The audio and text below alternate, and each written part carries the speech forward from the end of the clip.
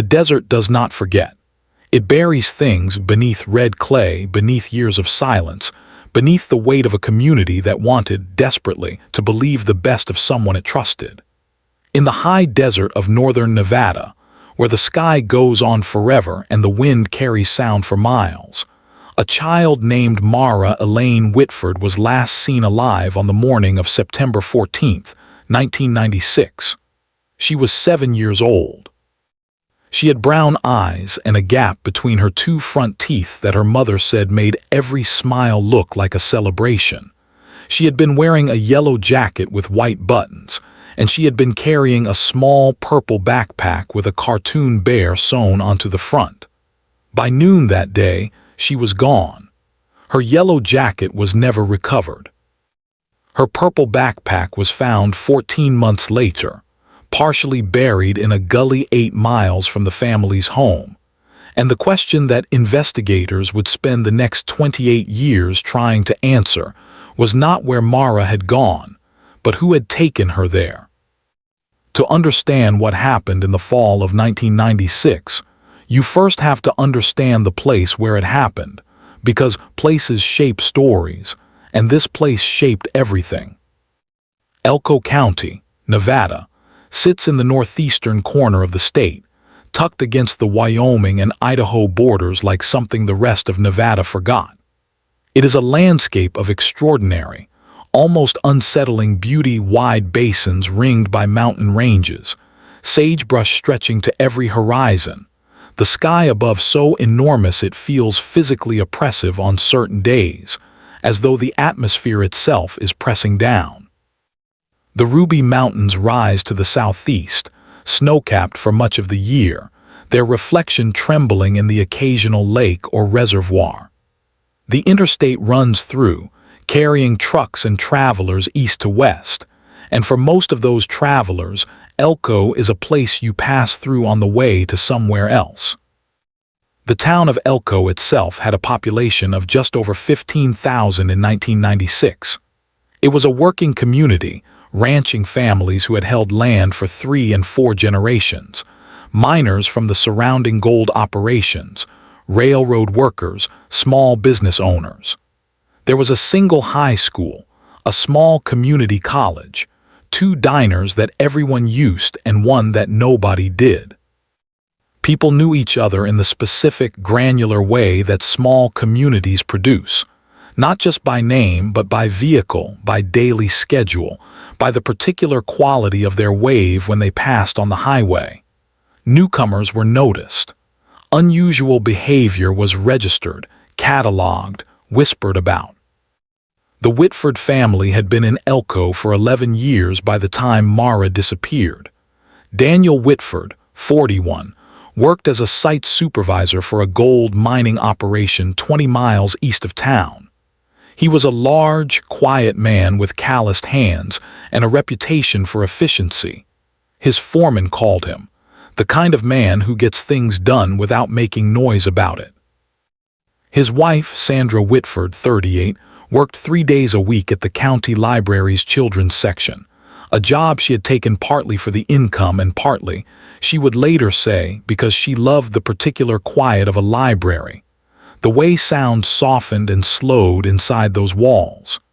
They had 2 children, Mara, 7, and a son named Caleb, who was 4 at the time.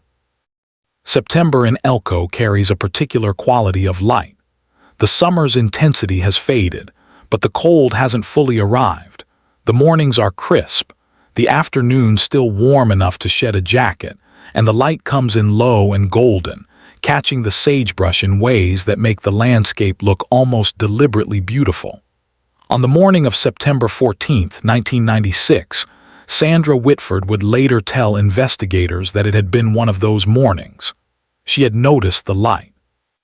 She had thought briefly that she should take the children somewhere that afternoon, maybe drive up toward the mountains before the season changed. She had not done this. The morning began at 6:45, as it always did. Sandra was first awake, starting coffee and preparing lunches.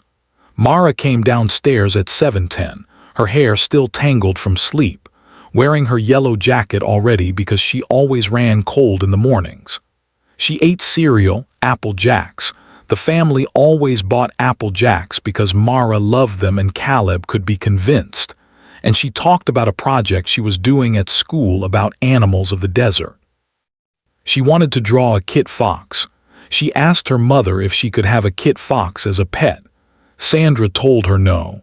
Mara accepted this with a 7-year-old's theatrical sigh. Daniel was at work by 6:30. He had kissed Sandra in the kitchen doorway before leaving, the way he always did, and Sandra would spend years afterward cataloging those ordinary moments, trying to find something in them that she had missed, some signal or weight that might have warned her. At 7:45, Sandra walked Mara to the end of their driveway, where Mara would wait for the school bus. Their house sat on the western edge of a subdivision called Copper Ridge, a collection of 40-some homes built in the early 1980s, connected to the main road by a quarter-mile stretch of two-lane road called Bridle Path Lane. The school bus stopped at the intersection of Bridle Path Lane and State Route 225, approximately 180 yards from the Whitford driveway. It was a walk Mara had made dozens of times. Sandra watched her daughter reach the end of the driveway, turn, wave that gap-toothed smile, one last time and continue down the lane toward the bus stop. Sandra went inside. Caleb was awake and needed breakfast. She did not watch Mara walk all the way to the bus stop. The school bus, Route 7 of the Elko County School District, driven by a man named Gerald Fuentes who had driven that route for 9 years, arrived at the Bridle Path intersection at 8:02 that morning. Fuentes would tell investigators that he remembered the morning clearly. It was a quiet run, about 14 children on the bus, and he had noticed immediately that Mara Whitford was not at her stop. He had waited. He had opened the door and looked both ways along Bridle Path Lane, the way he always did when a regular rider was absent. He had seen nothing, no child, no yellow jacket, no purple backpack. He had closed the door and continued his route, assuming Mara was absent that day. At 8:40, the school secretary called Sandra Whitford to report that Mara had not arrived at school. Clear's throat. The exact moment Sandra Whitford understood that something had gone wrong was, by her own account, simultaneous with that phone call.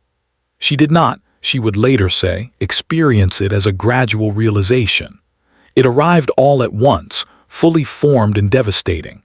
She told the school secretary she would call back, hung up, and immediately walked outside and down Bridle Path Lane, calling Mara's name.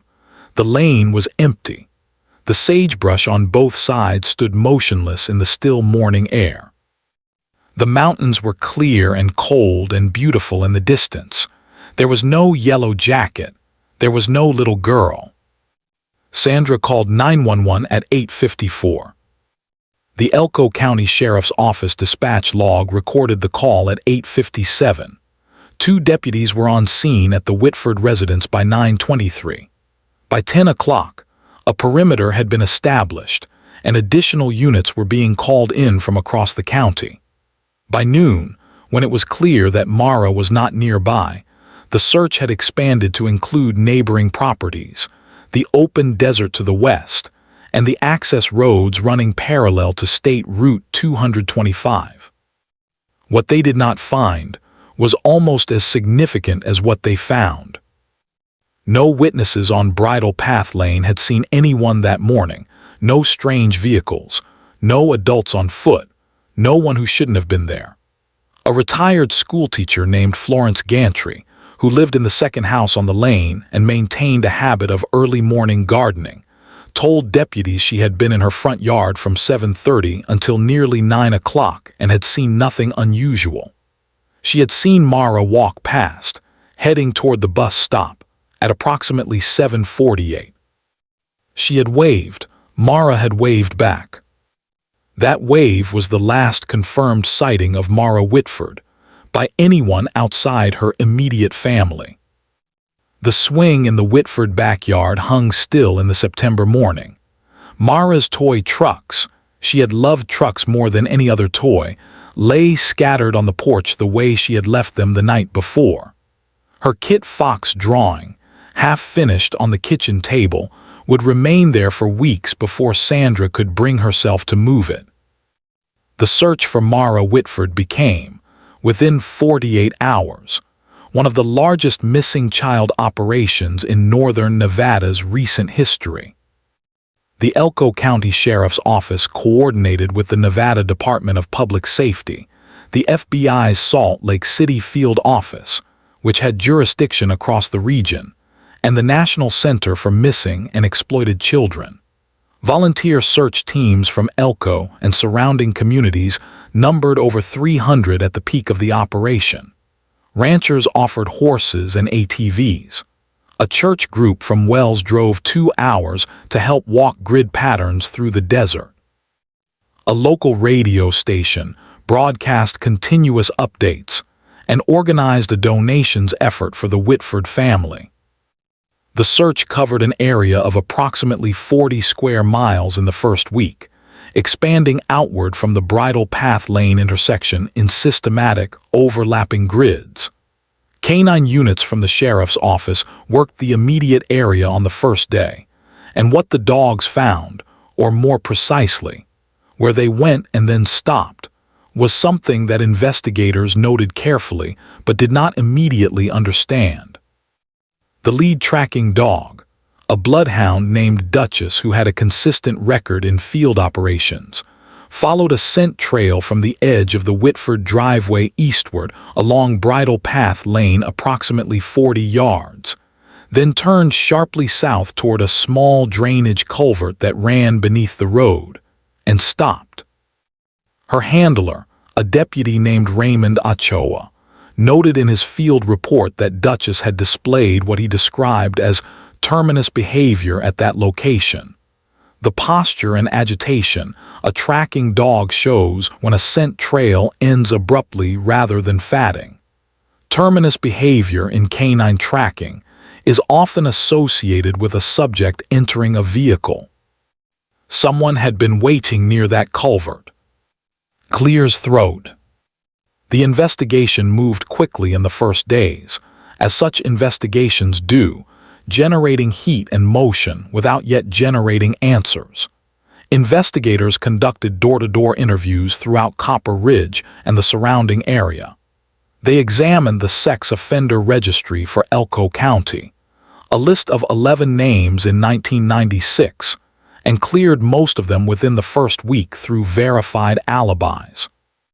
They reviewed footage from 2 security cameras on State Route 225, both of which were positioned too far from the Bridle Path intersection to capture usable imagery.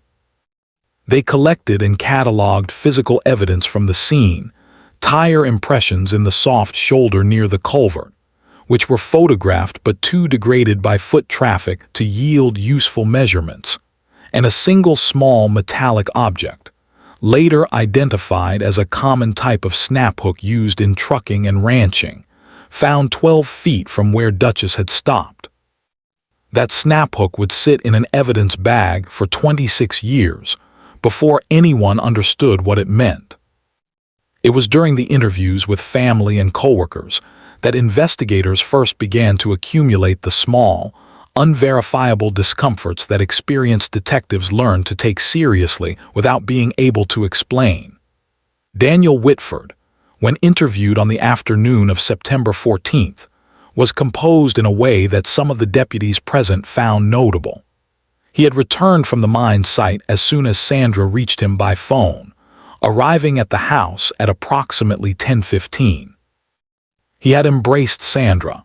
He had spoken quietly with the deputies. He had answered every question without hesitation, without apparent confusion, without the stumbling quality that genuine shock tends to produce in people. His account of the morning was precise and consistent across multiple interviews, and it was consistent in a way that experienced investigators sometimes distinguish from truthful precision. Truthful accounts of ordinary mornings tend to contain gaps, redundancies, small contradictions. They wander. Daniel Whitford's account did not wander. Those who knew him said he was simply that kind of man, controlled, methodical, not given to visible emotion. His foreman confirmed it. His neighbors confirmed it. Sandra confirmed it. The deputies made notes and moved on. But deputies whispered quietly among themselves about the odometer. On the morning of September 14th, Daniel Whitford had left for work at approximately 6:30. As established by Sandra's account and by the mine's electronic entry log, which recorded his vehicle clearing the security checkpoint at the site at 6:58. The drive from Copper Ridge to the mine site was 21 miles along a direct route. A deputy named Lisa Carruthers, reviewing the case files 3 weeks into the investigation, noted that Daniel Whitford's personal truck, a 1993 Ford F-250, dark blue, had been photographed in the mine parking lot as part of a routine sweep of the worksite. The photograph was time-stamped. The vehicle was in position. The mine's entry log confirmed his arrival. What Carruthers noticed was a discrepancy in Daniel Whitford's own statement.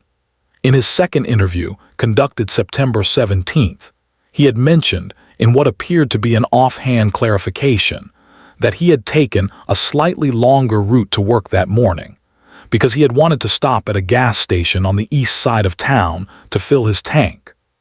The gas station he named was on State Route 227, adding approximately 9 miles to the standard route. He could not produce a receipt from that stop, explaining that he had paid cash. The station's attendant, interviewed separately, had no memory of him specifically. It was a busy morning, he said, lots of trucks. 9 additional miles. A cash transaction with no receipt, no independent confirmation.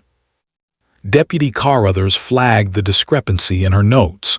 She wrote, "Subject's voluntary account of altered morning route unprompted, offered in second interview. No corroborating evidence. Recommend additional mileage verification." The additional verification was requested. Daniel Whitford's mine company maintained vehicle logs that tracked mileage for company vehicles but not personal ones. The investigation could not compel access to his personal truck's odometer history. The flag remained in the file, unresolved. The physical evidence search continued through the end of September and into October. Aerial surveys were conducted over the desert west and south of Elko.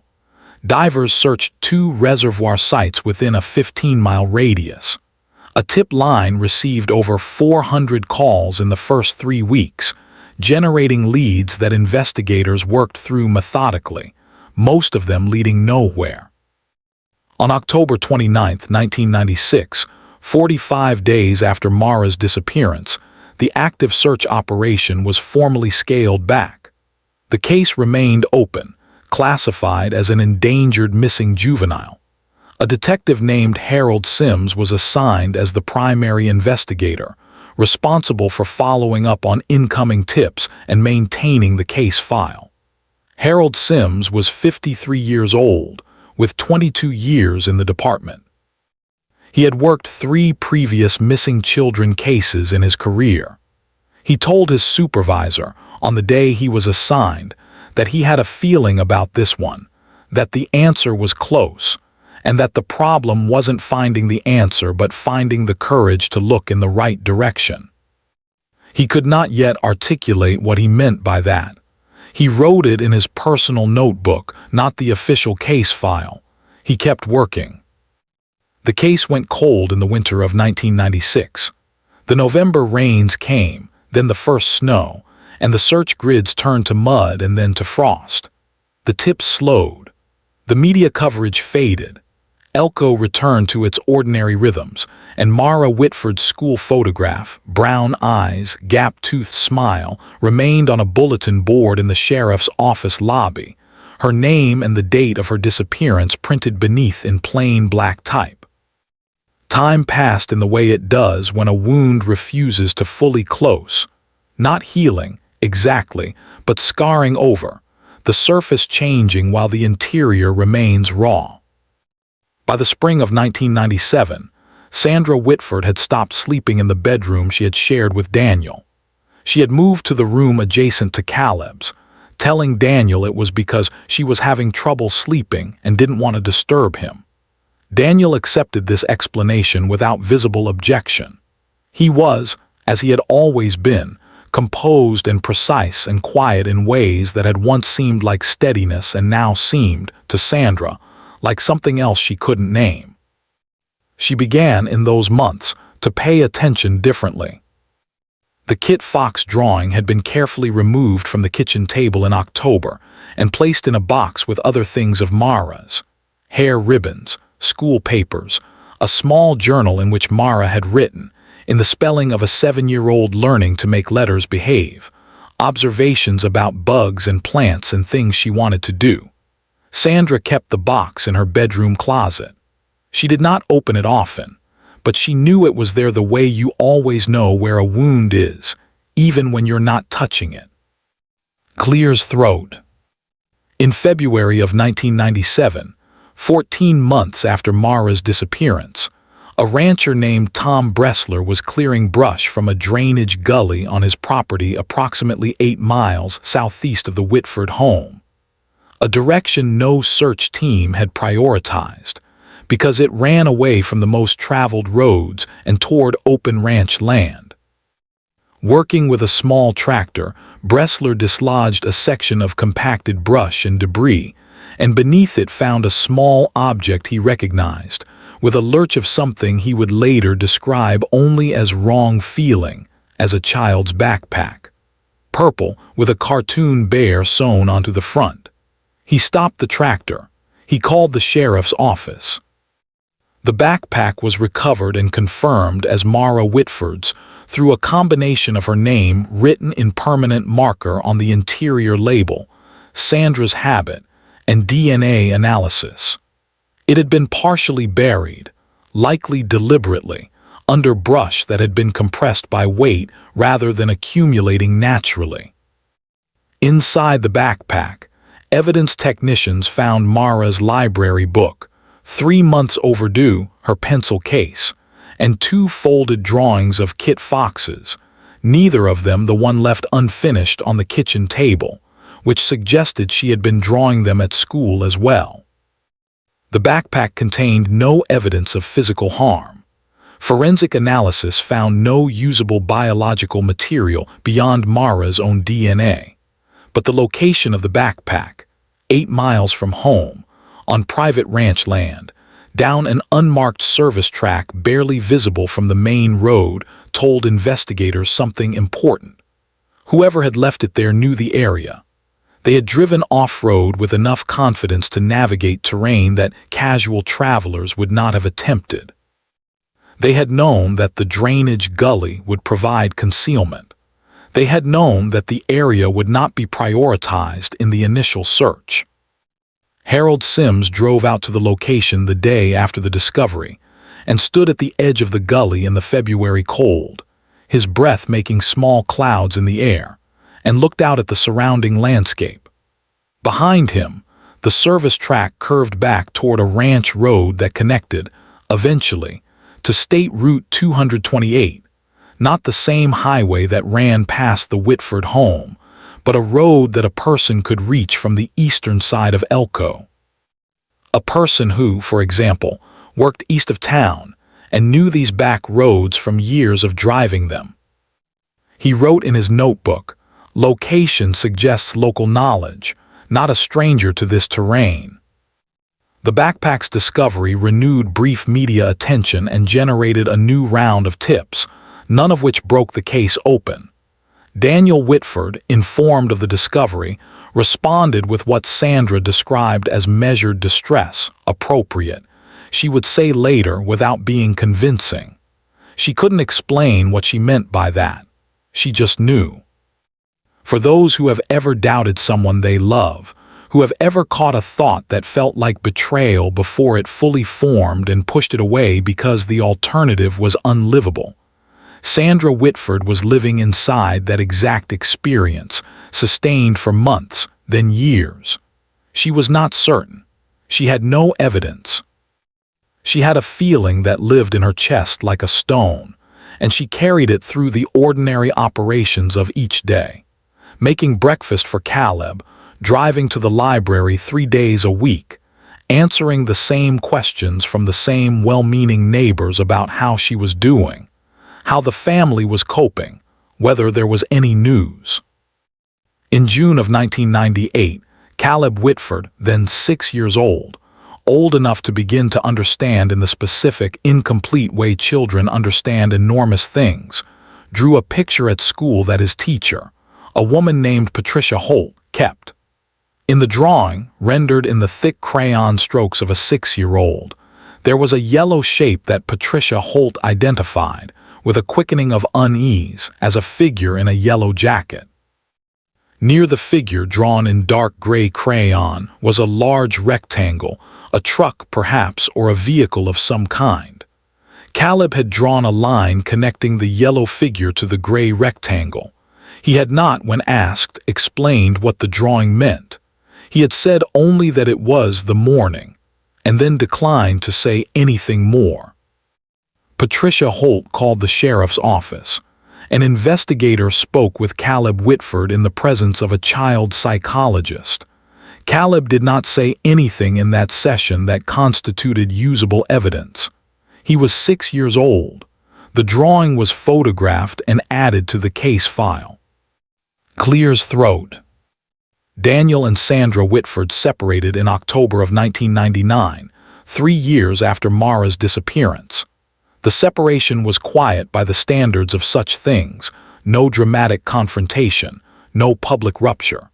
Sandra told the few friends she confided in only that she could no longer live in the house with the weight of everything that had happened. She moved with Caleb to Reno, where her sister lived. Daniel Whitford remained in Elko, in the same house on Copper Ridge, in the same routines. He continued working at the mine site. He continued driving the same roads. He remarried in 2003. A woman named Teresa Bunn, who had moved to Elko from Utah and knew the Whitford history only in the broad outline that the community offered to newcomers. A tragedy, a lost child, a family that had not survived it. Sandra in Reno built a careful new life. She returned to school and eventually became a licensed social worker, working with at-risk families, a choice that those who knew her understood without needing it explained. She never fully stopped following the case. She called Harold Sims twice a year, every year, to ask if there was anything new. Sims, by this point approaching retirement, would tell her what he could, which was rarely anything new, and would always end the call the same way. He would say, "I haven't forgotten," he meant it. The years accumulated. 2001, 2005, 2010. Mara would have been 21, then 26, then 31. Sandra marked these ages privately, without ceremony. Caleb grew up and became a geologist, living in Salt Lake City. He did not, by his own description, remember his sister in ways that could be fully trusted. He had been 4 years old, and the memories were fragments, possibly constructed from photographs and family stories rather than genuine recollection. But he remembered the yellow jacket. He was certain, independently of anything he had been told, that he remembered the yellow jacket. He had been there that morning. He had watched Mara walk down the driveway. He had not understood then what he was watching. For those who have ever wondered how a family survives carrying something like this for decades, the answer, in the Whitford case as in so many others, seems to be barely, and differently for each person, and never completely. The swing in the backyard had been removed by the time Sandra moved out. Caleb's truck toys had been boxed and donated. The house on Copper Ridge changed hands twice before Daniel sold it in 2007, moving to a smaller rental on the south side of Elko. The new owners repainted every room. But the case file in the Elko County Sheriff's Office never closed, and Harold Sims, even after his retirement in 2011, maintained a personal copy of his notes, kept in a filing cabinet in the spare bedroom of his home outside of town. He was not supposed to have it. He kept it anyway. He had made a promise, and he did not consider himself the kind of man who broke promises. The unspoken tension that existed within everything, within the community's memory of Mara, within Sandra's rebuilt life, within Caleb's fragmented recollections, within the evidence box that sat on a shelf in a temperature-controlled storage room at the sheriff's office, was this. Everyone who had looked closely at this case, and kept looking, and thought honestly about what they saw, arrived at the same unspoken place. They arrived there and then stepped back from it, because stepping forward required certainty they did not yet have. Then in the spring of 2022, something changed. Caleb Whitford was 30 years old in April of 2022 when he made a phone call that would reopen the investigation that had defined his family's history. He had been visiting Reno, staying with his mother for a long weekend, and on the second night he had come into the kitchen at 2 in the morning unable to sleep, and found Sandra also awake, sitting at the kitchen table with a cup of tea gone cold, looking at nothing in particular. They had sat together in the kitchen quiet for a while, and then Caleb had said something that he had apparently been organizing for a long time, assembling the pieces in the private interior of himself, the way you assemble evidence you're not ready to use. He said he remembered a morning. Not September 14, 1996, which he had been told about so many times that he could no longer trust his own memory of it. A different morning, some weeks before. He remembered being in his father's truck in the back seat early in the morning and the truck stopping on a road he didn't recognize. He remembered his father getting out of the truck and standing outside for several minutes, looking at something, a drainage area, a ditch of some kind, along the side of an unpaved road. He remembered thinking his father was looking for something, or checking something. He remembered a feeling of not knowing what was happening and not asking. He was 4 years old. The memory was uncertain, fragmentary, possibly distorted by time and grief and the weight of what had come after. He said all of this to Sandra. He was careful about what he was saying. He was not making an accusation. He was describing something that had lived in the back of his mind for years, that he had never been sure was real or constructed, and that he had finally decided someone needed to know about, not because he was certain, but because he had begun to understand that sitting on uncertainty in a case like this was its own kind of failure. Sandra listened without interrupting. When Caleb finished, she looked at him for a long moment, and then she told him she had known for a very long time. She had not been certain either. She had lived inside not certain for 25 years. She thought it was time. The next morning, Caleb called the Elko County Sheriff's Office and asked to speak with whoever was handling cold case investigations. He was connected to a detective named Alicia Ramos, who had joined the department in 2014 and had been assigned cold case review responsibilities 2 years later. Ramos had read the Whitford case file in its entirety. It was one of the most substantial files in the department's history, close to 800 pages by that point. She knew the case. She knew the snap hook, the backpack location, the service road, the gas station with no receipt, the drawing of the yellow jacket and the gray rectangle. She met with Caleb Whitford in person on April 18, 2022, in Reno. Their conversation lasted 4 hours and 20 minutes. Clears throat. The case formally reopened on May 2, 2022, with the Nevada Department of Public Safety joining the investigation and the FBI's cold case unit providing analytical support. A multi-jurisdictional team was assembled: Detective Ramos from Elko, 2 NDP investigators and 2 FBI analysts. Harold Sims, 74 years old and long retired, was contacted and agreed to share his personal notes and to serve as a consultant. In June of 2022, the investigative team requested and received court authorization to obtain DNA samples and to conduct a comprehensive forensic review of all physical evidence collected in 1996 and 1997. Advances in forensic technology in the 26 years since Mara's disappearance had transformed what was possible. The snap hook recovered from the drainage culvert near the Whitford driveway, that small metallic object that had sat in an evidence bag for 26 years, was subjected to modern luminescence testing, a forensic technique not widely available in 1996. The results identified trace organic material consistent with contact residue from human skin. The material was too degraded for full DNA profiling. But it was enough to establish that the snap hook had been handled by a person, not merely deposited by wind or water, and to note that it was an industrial-grade fastener of a type commonly used in mining and heavy equipment operations. Specifically, a type used regularly at the Carlin Trend mining operations east of Elko, where Daniel Whitford had worked as site supervisor for 11 years.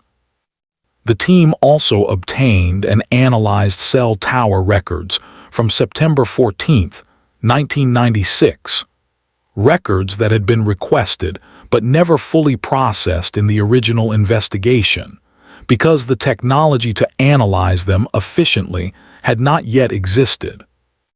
The records showed that Daniel Whitford's personal cell phone, a brick-style device he carried for work purposes, had connected to a tower on the southeastern edge of Elko's coverage area at approximately 7:55 in the morning of September 14th. A tower that covered the area including State Route 228, the service track, the drainage gully where Mara's backpack would be found 14 months later. He had been there. His phone placed him there at the right time in the right direction. He had not gone to the gas station on State Route 227. He had gone southeast, away from town, away from the mine, in the 17-minute window between leaving the house and arriving at the mine's security checkpoint. 17 minutes long enough, investigators calculated, to drive a vehicle approximately 7 to 9 miles along ranch roads he knew intimately, to reach a specific location, and to return to the main highway in time to arrive at the mine on a schedule that did not, at first glance, appear unusual.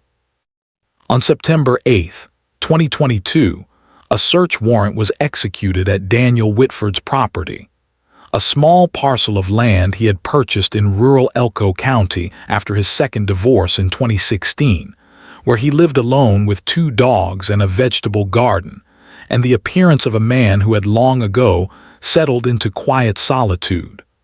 The search team arrived at 6:45 in the morning. It was a September morning, 26 years minus 6 days from the morning Mara Whitford had walked down a driveway in a yellow jacket and not come back. In a storage outbuilding on the property, beneath a section of plywood flooring that had been resecured with fresh screws in a pattern inconsistent with the aged screws surrounding it, investigators found a sealed container. Inside the container were several items: a pair of work gloves of a type that matched the contact residue on the snap hook, a folded piece of paper that proved to be a hand-drawn map of the drainage gully area with a location marked on it. And this is the detail that the investigators who were present later said stopped the room: a small purple hair ribbon, the kind a 7-year-old might wear, still attached to a partial ponytail holder. Sandra Whitford, when contacted and asked to describe Mara's hair accessories, mentioned a purple ribbon. She said Mara had worn it often that fall. She said she had always wondered why it wasn't in the backpack. The ribbon matched the description in every detail. Clears throat. Daniel Whitford was taken into custody on September 12, 2022, 2 days after the search warrant execution, at his property in rural Elko County. He was 70 years old. He was in the garden when the investigators arrived, pulling weeds in the morning light with the steady patience of a man with nowhere to be. He looked up when the vehicles turned into his drive.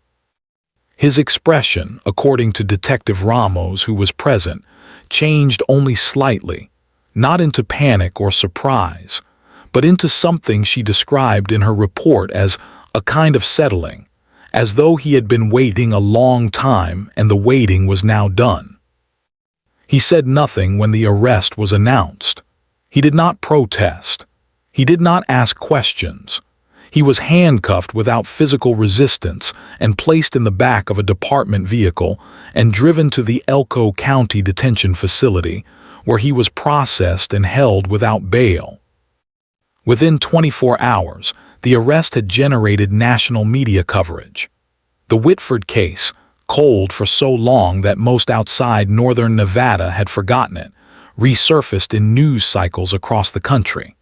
Local Elko media reported on the community's response, with a complexity that reflected the genuine divisions among people who had known Daniel Whitford for decades. Some expressed shock that bordered on disbelief. These were people who had worked alongside him, attended the same church, nodded at him in the grocery store for years after Mara disappeared, and found nothing in his manner that suggested the capacity for what he was now charged with. They said, and their difficulty was real, not performative, that they could not reconcile the man they knew with what they were being told. Others in the community expressed something very different. Those who had watched more carefully, who had whispered in the years after the disappearance about the things that didn't quite fit, felt not satisfaction, that is almost never the right word in cases like this, but a kind of exhausted relief that the official record was finally catching up with what private doubt had long suspected. A former sheriff's deputy, speaking anonymously to a Reno journalist, said, "We knew. Somewhere, a lot of us knew. We just couldn't say it." Sandra Whitford issued a brief statement through her attorney on September 13, 2022. It read, in part, "For 26 years, I have carried Mara in everything I do. I do not have the words for this moment. I ask only that people remember her as she was, a child who loved Kit Foxes and Apple Jacks, and the sound of her mother reading to her at night. The rest belongs to the justice system now." Caleb Whitford made no public statement. Clears throat. Daniel Whitford was charged with first-degree unlawful taking of a minor's life, with special circumstances including premeditation. He entered a not guilty plea at his arraignment on September 19, 2022. His defense attorney argued that the physical evidence was circumstantial, that the cell tower data was subject to interpretation, and that no direct evidence linked Daniel Whitford to his daughter's final hours. The trial was scheduled for March 2024 but was postponed twice due to motions and procedural challenges. When proceedings finally began on September 9, 2024, 28 years and 5 days after Mara Whitford walked down a driveway in a yellow jacket, the courtroom in Elko was filled to capacity. Sandra Whitford was present every day. She sat in the third row on the left side, and she wore, on the first day and on the final day of testimony, a yellow blouse. The prosecution presented the cell tower evidence, the forensic analysis of the snap hook, the container found beneath the outbuilding floor, the hair ribbon, and the testimony of Caleb Whitford, whose childhood memory, carefully qualified and presented, was offered not as definitive proof, but as context for a pattern of evidence that, taken together, the prosecution argued, admitted only one rational conclusion. The defense attacked each element individually. The cell tower data could be explained by a route deviation that took him near, but not to the specific location. The snap hook was a common item. The container could have been placed by someone else. The hair ribbon could not be definitively linked to Mara through DNA after 26 years of storage. Harold Sims testified for the prosecution on the fourth day of the trial. He was 76 years old. He walked slowly to the stand. He spoke in a voice that was quiet and precise, and he described 28 years of returning to the same case file, the same notes, the same unanswered questions, and what he had observed during those years. He described the odometer discrepancy, which had never been resolved. He described the snap hook and its location relative to where the dog had stopped, which he had documented in photographs taken the day after the disappearance. He described the service road and the drainage gully and what local knowledge would have been required to navigate to that location with confidence in the dark or early morning. He was asked, near the end of his testimony, whether he had ever doubted his own conclusions in this case.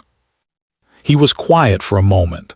Then he said, "Every day, that's what the job requires. You doubt every day and you keep working anyway because the alternative is that you stop and someone doesn't get to be remembered correctly." The jury deliberated for 3 days. On October 17, 2024, they returned a verdict of guilty on the principal charge. Daniel Whitford received the verdict with the same stillness he had brought to every moment of the proceedings, seated, composed, his hands flat on the table before him, looking at no one in particular. Sandra Whitford in the third row did not react visibly for a long moment. Then she lowered her head. The courtroom was quiet. Outside, through the courthouse windows, the Nevada sky was its customary enormous blue, and the mountains to the south were already showing their first autumn snow. Sentencing was set for January 2025. Daniel Whitford was remanded to custody to await that date.